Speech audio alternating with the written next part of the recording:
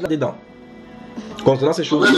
Bon, donc je crois que déjà vous pouvez, sur Bamba, j'en ai parlé par rapport à quel moment on reçoit le baptême du Saint-Esprit. J'ai parlé de cela. Vous voyez, il faut savoir, c'est que la nouvelle naissance, ou mieux encore la conversion, ou mieux encore le baptême du Saint-Esprit, c'est que c'est en réalité.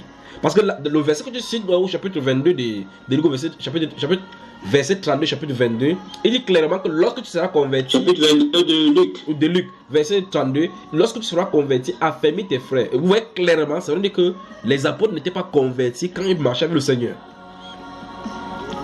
N'est-ce pas, frère? Amen. Amen. Amen. Oui, frère, amen. C'est terrible, c'est terrible de le dire. C'est terrible.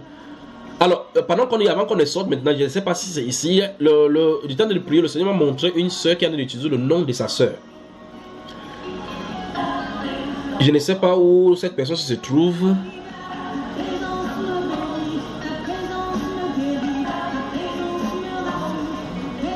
Je ne sais pas où cette soeur se trouve. Je crois que je vais prier davantage que le Seigneur me montre. Cette soeur, si le Seigneur veut faire quelque chose avec elle, mais voici le hic.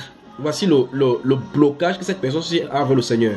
Je m'explique bien pour que cette personne, quand elle m'entend, elle comprend que c'est d'elle dont je ne parle. Je parle d'une soeur et non un frère. Cette personne utilise le nom. La personne est grande par rapport à le nom de la personne qu'elle est en train d'utiliser est plus petite. Ça veut dire que c'est la grande sœur qui est en train d'utiliser le nom de la petite sœur. Il parle d'une chrétienne. Et le Seigneur n'est pas content de cet état-là. J'ai vu le Seigneur l'appeler, elle avait l'ambiguïté de répondre. Parce qu'elle avait cet état de choses-ci. Donc si ma soeur, vous m'entendez, et que vous avez utilisé le nom de votre petite soeur, et que personne en milieu chrétien ne savait cela, sache que le Seigneur dénonce ces choses-ci, et il veut que vous résolviez cela. Ça va t'écouter ce que ça va t'écouter, mais le Seigneur te veut à la repentance, et que tu restitues l'identité de ta petite soeur, et que tu prends la tienne.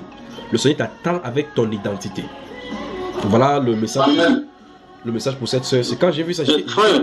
Oui. Amen. Amen. Frère, on avait rendez-vous là, mais après, par ma faute, ça a été. Non, c'est pas. Ça a sauté. C'est pas par ta faute, frère. Parce qu'en réalité, en toile de fond, on travaille sur quelque chose, d'accord? Donc, on va se rencontrer. Donc, oui, ne considère pas comme une erreur. Quand quelque chose est ajourné, le Seigneur sait pourquoi il a de faire. D'accord, mon frère? Permets-moi de parler à cette personne-ci parce que c'est une personne pour qui le Seigneur m'envoie dans le monde.